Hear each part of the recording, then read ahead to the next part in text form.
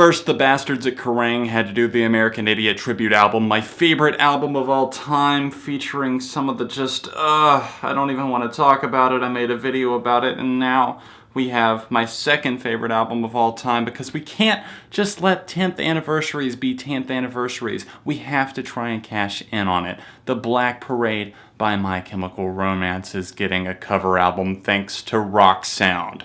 I guess I'm slipping back into my emo days.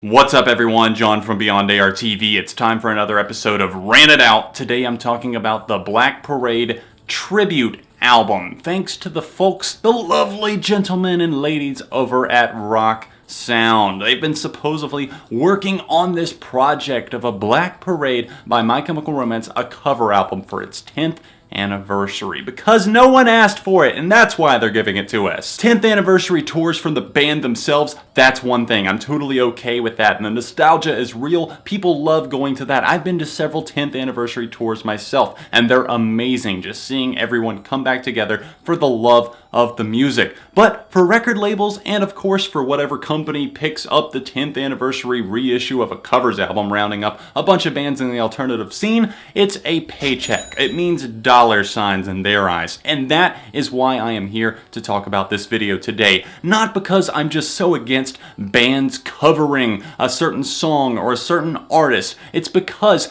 they round up these artists because they think they can make a buck off of somebody's nostalgia, especially for a band that's obviously no longer together. My Chemical Romance had a whole little flare a few weeks ago because people thought they were getting back together, but it turned out to just be pre-orders for a limited edition deluxe box set on vinyl and CD for the Black Parade. And now, not even 2 weeks later, I don't think, we get the announcement from Rock Sound that some of your favorite artists are coming through and doing a covers album to celebrate the Black Parade. When in reality, all I see this is a move, like I said, from the pawns and the executives above, thinking, how can we make $1 after all of these die-hard My Chemical Romance fans just got so excited? They don't know what's going on. They think maybe the band's getting back together. They think that they want more from the band. What can we give them in order to cash in on that? I know, covers from Escape the Fate, State Champs, Crown the Empire, and God forbid, Palisades. That's what they're exactly going to want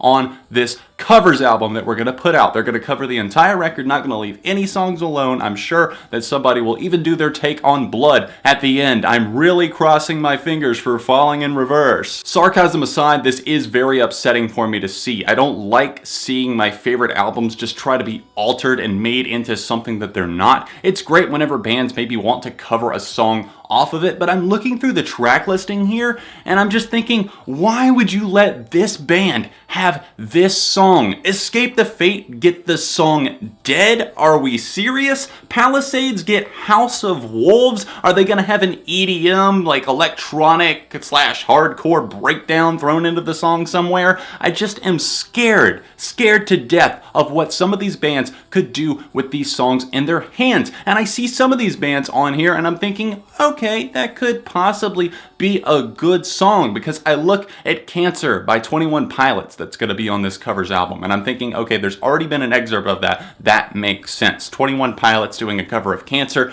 that could be fantastic. And I actually have convinced myself at this point I'm only going to listen to certain songs, ones that I could see fitting with maybe the aesthetic of what they do. But I just looked at some of these bands and I don't want to hear these different takes. Maybe that sounds closed-minded, but I feel like some things just need to be left alone. And you're thinking, John, are you biased just because you love this album so much? Yes, but I also feel like things deserve to be left alone, especially once they've achieved such a huge success, a worldwide phenomenon that was My Chemical Romance's The Black Parade. Gerard Way worked endlessly, and the rest of the band obviously as well, penning this album, doing the aesthetic that went with it, and now these guys are just coming in and they're like, hey, what if we want to do this with it instead? And that's not the way that it's meant to be taken. It's like if you took a play that somebody wrote and you're thinking, all right, you know, I like that, but let's change everything about it. Let's do it my way instead. The track listing is as follows: The End by One OK Rock, Dead by Escape the Fate,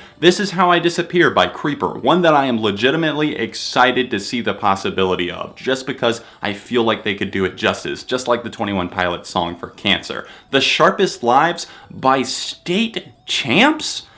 I don't want to see a pop-punk take on this! Welcome to the Black Parade by Crown the Empire. I don't even want to know what they're thinking for this song, what they've concocted here. I Don't Love You by Moose Blood. Obviously, I just reviewed the Moose Blood record. I like them, but I just don't know how their style is going to work with this. House of Wolves by Palisades, Cancer by 21 Pilots, Mama by... Are you fucking kidding me? I actually just saw this one and noticed it for the first time. Mama by Ghost Town? These dudes are an absolute joke, and you give them a song on a covers album for My Chemical Romance? A song that's turned into my favorite is next on the track listing. Sleep by New Year's Day. I have heard that they're the new Motionless in White. If that says anything about them, kind of like a cross between that and Black Veil Brides, so... that just sounds fantastic. Just because they wear dark clothes doesn't mean that they are capable of pulling off a My Chemical Romance cover. And then we have Teenagers by Against the Current, which maybe could be interesting. I'll give them the benefit of the doubt on that one. Disenchanted by Chunk No Captain Chunk. That's a beautiful song, and I swear to God, if these guys just come in the door with... I'm throwing something through my monitor. You know what? I'm actually probably never going to hit play on that song, so we won't have to worry about it. But the one that probably has me more worked up than anything else is the famous Last Words cover by Asking Fucking Alexandria. They were not fit to do this with Danny Worsnop, nor are they with their new lead singer. I didn't think their last album was all that awful, but Famous Last Words is one of the most iconic songs of the 2000s, especially from the emo and rock and alternative scenes, and one of My Chemical Romance's best and most popular songs. It's my favorite My Chemical Romance song, and you picked Asking Alexandria to do this. You said, you know what? All these bands to choose from. You know what? I think let's just duck goose. Yeah. Let's give it to Asking Alexandria, because God knows that they do great with everything. I've heard of some crazy off-the-wall stuff in 2016, but this has to take the cake. I am very upset about this. I don't know how you guys are feeling. I feel like some of the bands might do it justice, and some of these songs might actually be great, but the main thing that I'm upset about, other than obviously some of the bands that they selected here doing these covers, is just the idea of this covers album in general. It's not free. You have to buy either a copy of the magazine, or you can pre-order a copy of the CD for yourself, because it's shipping out for everyone, I guess, who subscribes or everyone who buys that purchase. And when you think of covers, you think of something that maybe the fans get for free from the artist. You know, just a casual thank you. We're going to drop this cover for you because you guys supported us on this tour, or whatever it may be. But no, we're just going to bundle all these up like we did with American Idiot. I guess that was successful enough with getting some big names on there, like 5 Seconds of Summer.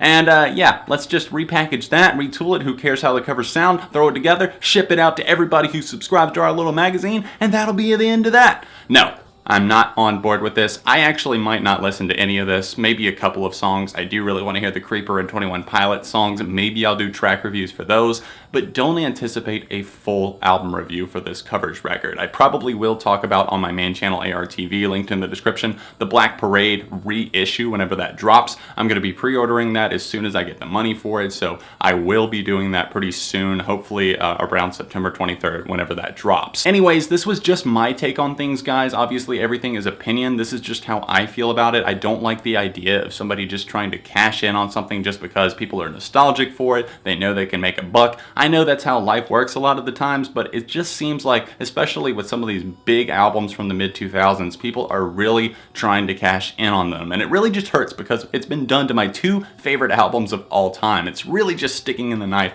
and twisting it. Thanks for watching, hitting the like button on this rant video, and of course, if you would like to see more from me, subscribe to the channel, because friends don't let friends go unsubscribed. You will see more of this type of video. You will see countdown series, you will see track reviews, news updates, all of that sort of stuff right here on Beyond ARTV, and I will see you guys very, very soon.